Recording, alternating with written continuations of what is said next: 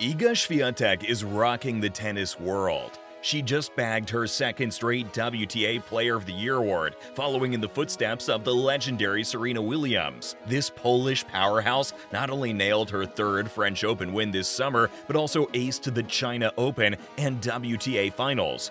Thanks to these victories, Swiatek not only snatched the top spot in the rankings, but also sealed the deal on that awesome WTA award for the second year running. How come Iga Swiatek is ruling the women's tennis world? Well, let's find out. Things have been a bit topsy-turvy in the world of women's tennis since the Williams sisters took a back seat. No one player could hold on to the crown for too long, and stars like Naomi Osaka and Ash Barty have had their moments and moved on. Tournaments turned into wide-open contests where almost anyone could shine. But here's where the Polish star Iga Swiatek steps in and stands out. At just 21, Swiatek has become the world number one, standing tall above the rest. In the summer of 2022, she pulled off an incredible 37-match winning streak, the longest since Venus Williams back in 2000. Last year, she dominated at the French Open and the US Open, and nailed victories in 4 out of 9 WTA 1000s tournaments. At one point, her ranking points were more than double that of the world number 2. The peak of her awesome year was in Cancun at the WTA Tour Finals.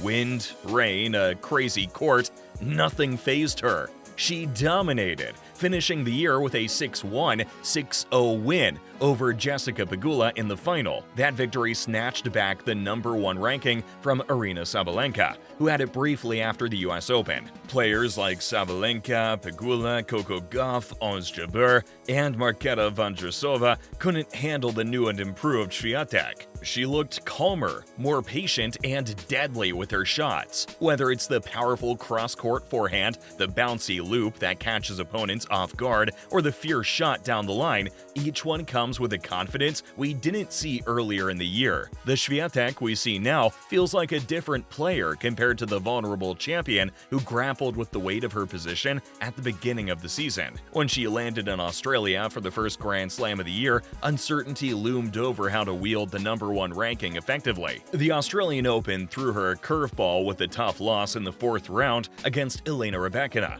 And guess what? Rybakina turned out to be a real headache, beating Swiatek 2 more times during this year. First in the Indian Wells Open semi-finals, and later in the Italian Open quarterfinals. But hold on, the winning vibes came back strong at the Qatar Ladies Open. Swiatek ruled the court, losing only 5 games across 3 matches en route to the title, the record fewest en route to a WTA Tour-level title, breaking Chris Evert's record from 1981. The clay season was her jam, defending the Stuttgart Open title and grabbing her 4th Grand Slam at the French Open, beating Karolina Muchova in the final. Wimbledon, always a frustration on grass for Swiatek, ended in the quarterfinals with a plea to her team for help against Elina Svitolina. More setbacks came during the North American hardcourt swing, with losses to Pegula and Gauff. Before we move on, we know you wouldn't want to miss out on more exclusive content like this. So make sure to hit that like button and subscribe to our channel to stay updated with all the latest in the world of tennis.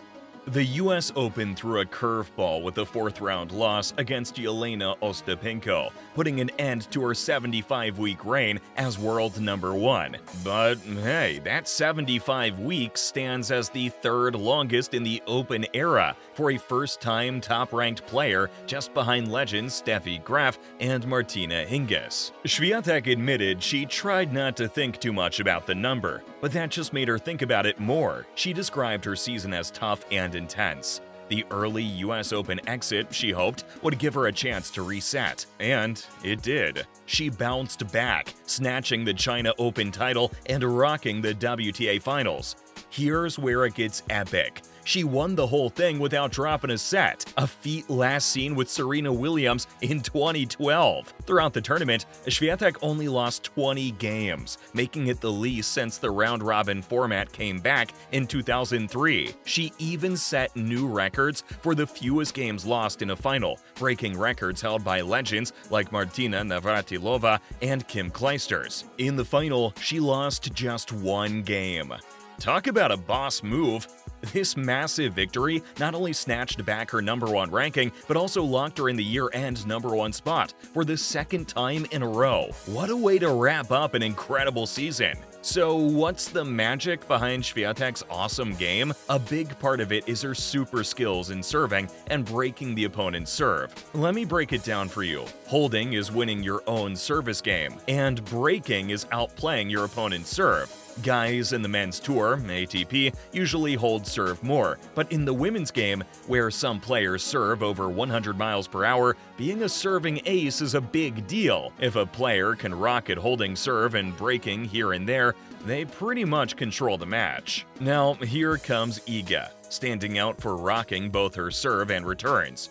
Check this out. She wins over 60% of service points, a real challenge at the top level. This shows she's a boss at holding serve. But what's even cooler is that in the past year, she nailed exactly 50% of return points. Imagine facing the best players and servers worldwide and still managing to level the game in return plays. Iga's got this awesome ability to read the ball against big servers, making every opponent sweat to hold their serve. With this crazy consistency, Iga usually bulldozes her opponents, not just with her killer serves, but also by keeping the heat on their serves. The internet even gave her the nickname Baker, because her scorelines often look like 6-1 or 6-0. They call them breadsticks and bagels. Swiatek's game is like a masterclass in serving brilliance and smart returns, making her a total powerhouse on the court. She's basically the boss. Beyond her improving serve and excellent backhand, 3 standout elements define Swiatek's game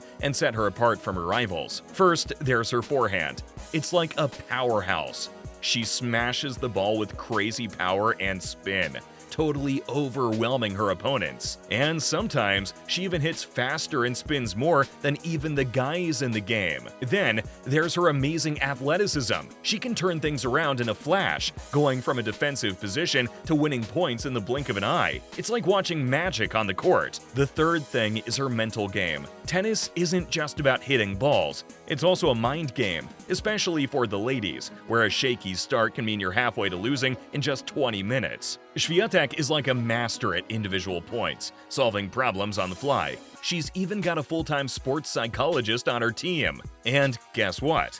She's a big fan of Rafael Nadal, a tennis legend, and often brings him up without anyone asking. It's a cool reminder that besides being the #1 player, she's also a young woman living her dream. Some parts of her game are inspired by Agnieszka Radwanska and Angelique Kerber, other awesome players. But Swiatek's success is all her. She didn't have the fancy training spots or special invites to tournaments that players from big tennis countries get. Despite these challenges, she made the most of what she had by putting in tireless and hard work. And guess what? It's already paying off. Now think about this. What if Swiatek's first year and a half ruling women's tennis was just practice for what's coming next? It's a scary thought for the other players. The Swiatek era might just be getting started. What's your thought about Iga Swiatek and how she's dominated women's tennis? Let us know in the comments section below. If you loved this video, then you should check out this video showing on your screen. See you there.